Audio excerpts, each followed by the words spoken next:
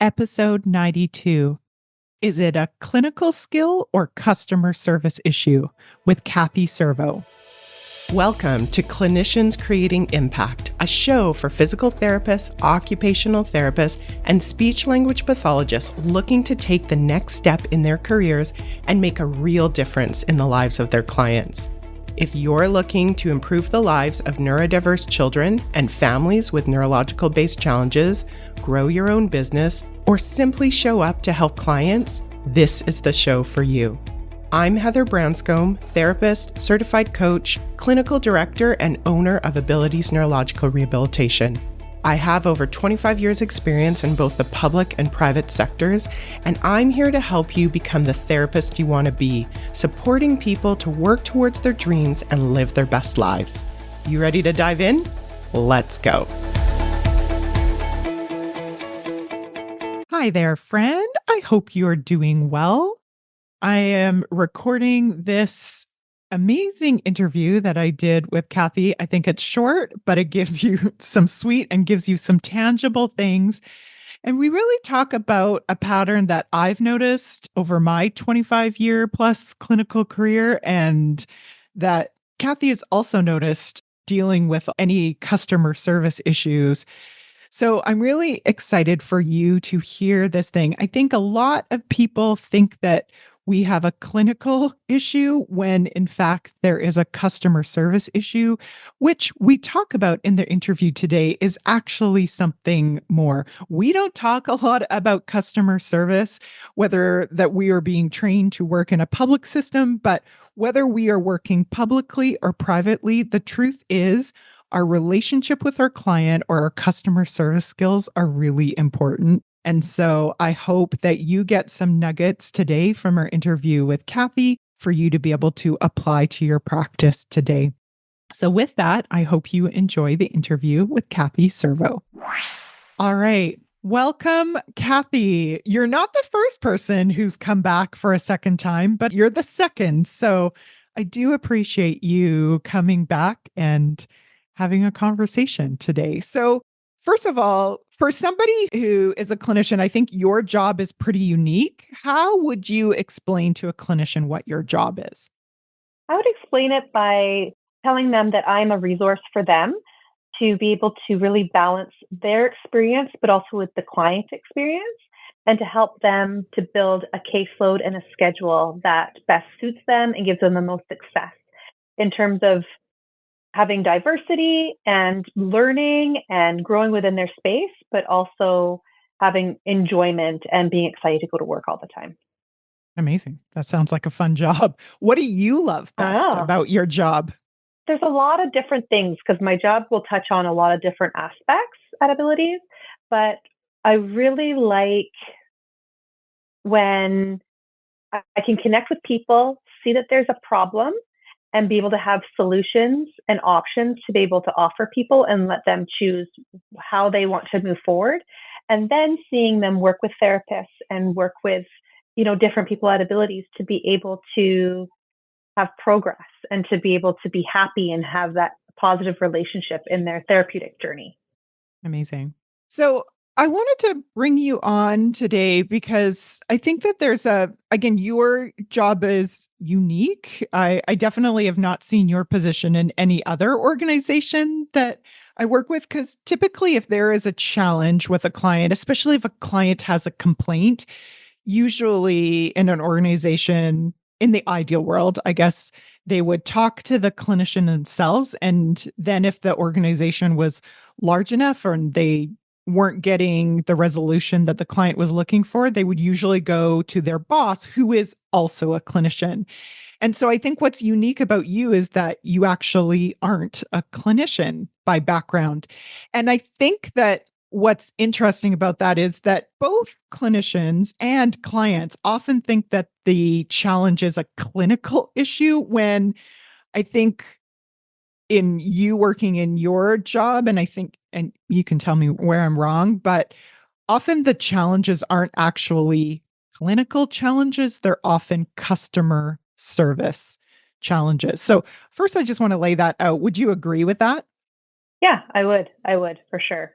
The main issues are usually a miscommunication or a misunderstanding when it comes to expectations. Those are usually the two biggest problems that we have. Yeah, say more about that.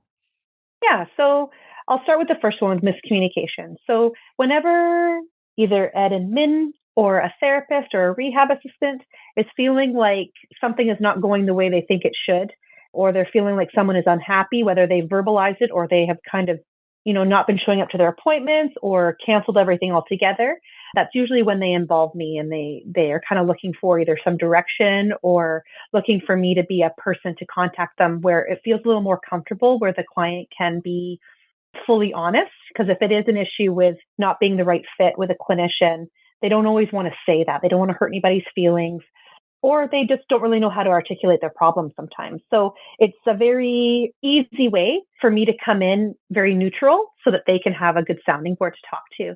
And so when I do approach them, I usually just ask them to tell me, how are things going, and try to make them feel comfortable so that they can feel like they can trust me and talk to me and that I'm on their side of trying to figure out what's going on, but I'm also going to be honest back so that there's a proper resolution and not just saying what they want to hear necessarily. And then miscommunication, where the client has either felt like they weren't treated a certain way, or they felt like they should be able to have a certain day and time, or the cost of the sessions, they feel like they weren't aware or they didn't see the value necessarily sometimes. Or sometimes it even has nothing to do with anything that happened in the session or in the clinic or anything, but sometimes it's something else that's happening in their life where they feel like they have to advocate harder. And we really try to have it where at abilities that they don't have to advocate. We're going to do everything we can to help them and give them what they need if it's within our wheelhouse to do so. So usually when we start talking it out and, I really want to listen to what they're saying and try to also make sure that what I'm hearing is what they're trying to tell me. And majority of the time we can end the conversation with them understanding that this probably was a miscommunication and we have a solution to move forward.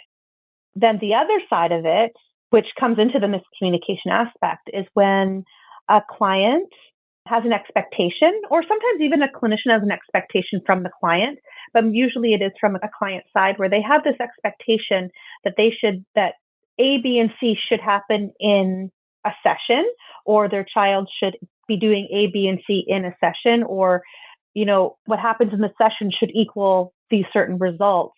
And I don't always know where they get their information from. I don't know if it's just, there's a million reasons why they have that expectation. So when I can hear what they expect and knowing how we work as an organization, I really try to, help them to know that it's okay to want certain things, but this is what we do. And if what we offer doesn't meet their expectations, they can either adjust their expectations or I can help them find somewhere else that might be better suited for them. And that can look in a total ton of different array of things. But again, 9 times out of 10, when we have these conversations, we are able to give resolutions for them to be able to move forward and move forward comfortably in working with a therapist that they've already been working with. Thank you. That's really helpful. So what I really am hearing you say is that often from both sides, both from the clinical side and from the client side, they will think it's a clinical issue when it's often a communication or an expectation issue, which isn't actually a clinic. It obviously informs our clinical work, but it actually isn't like that brass tacks scientific, or it's really the art of the clinical experience versus the science of the clinical experience. Yeah. Well, yeah, and we're in this day and age where people can go on Google and they can look all these things up and they can investigate all these different companies and the way different people do different things. But sometimes that can also bog up the brain where they forget where they heard what things. And, it's just a matter of talking it through and helping them to just to know what we offer so that they can have better expectations for when they're moving forward. Yeah.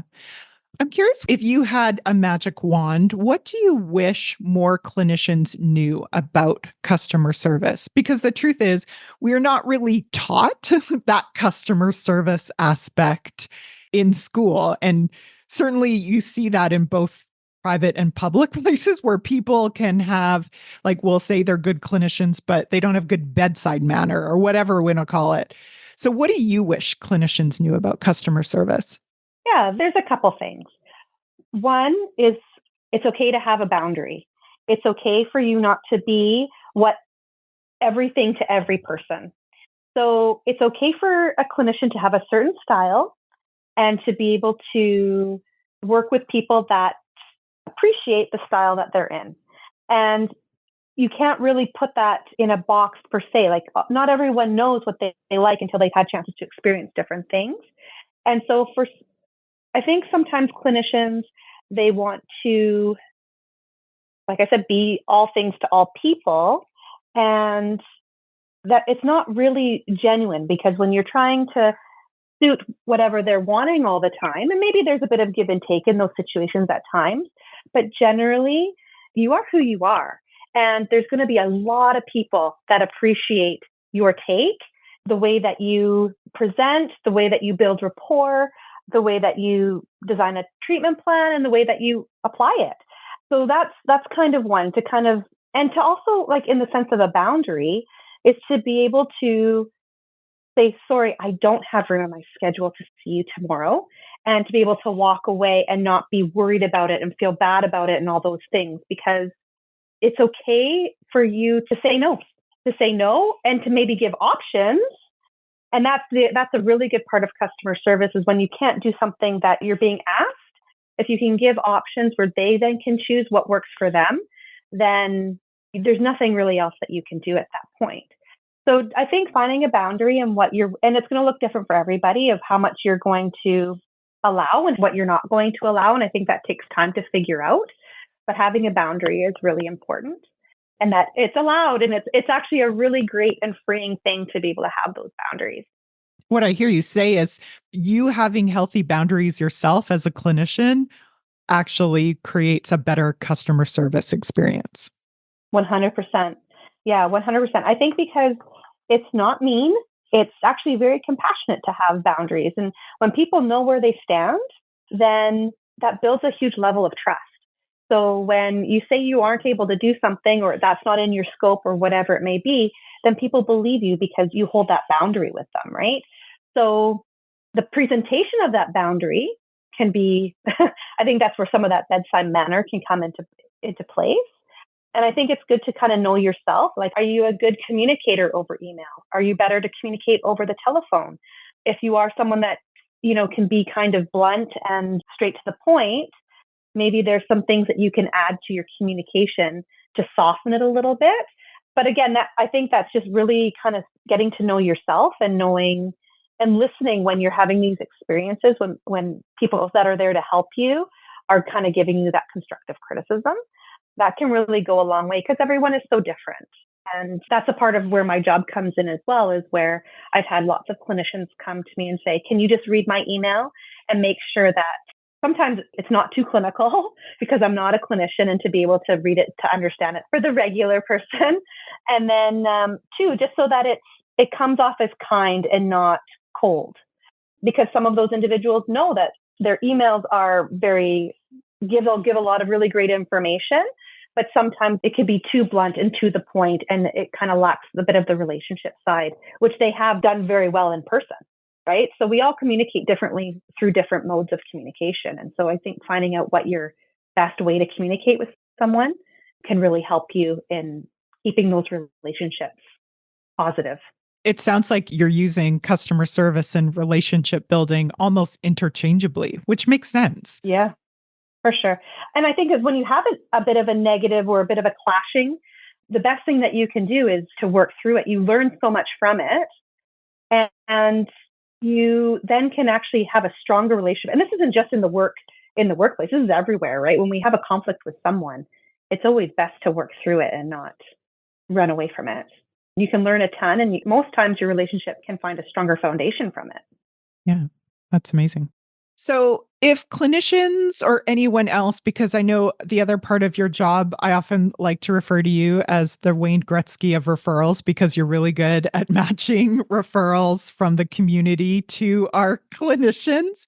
So, if clinicians or clients have any questions, what is the best way that they can connect with you? Yeah, so for myself, like they can call me, they can text me, they can email me, and we can also set up a time to meet in person or on Zoom.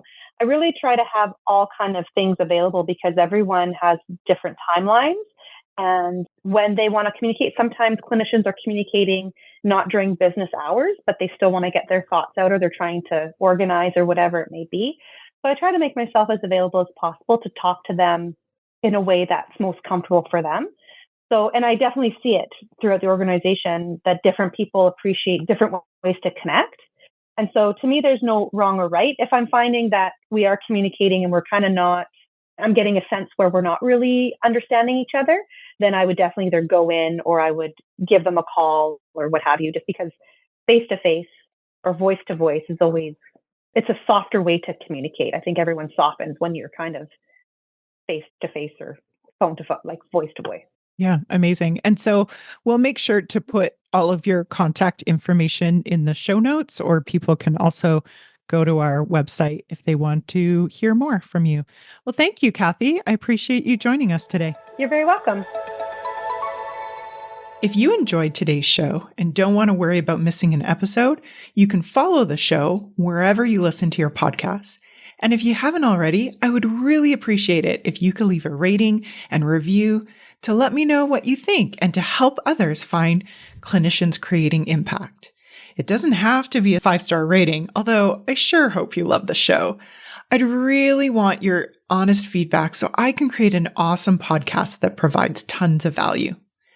To learn more about me and the work that I do, visit my website at www.abilitiesrehabilitation.com/clinicians corner to download your free Getting It All Done at Work process and to see what I'm up to. Thanks so much. Thanks for joining me this week on the Clinicians Creating Impact podcast. Want to learn more about the work I'm doing with Abilities Rehabilitation? Head on over to abilitiesrehabilitation.com. See you next week.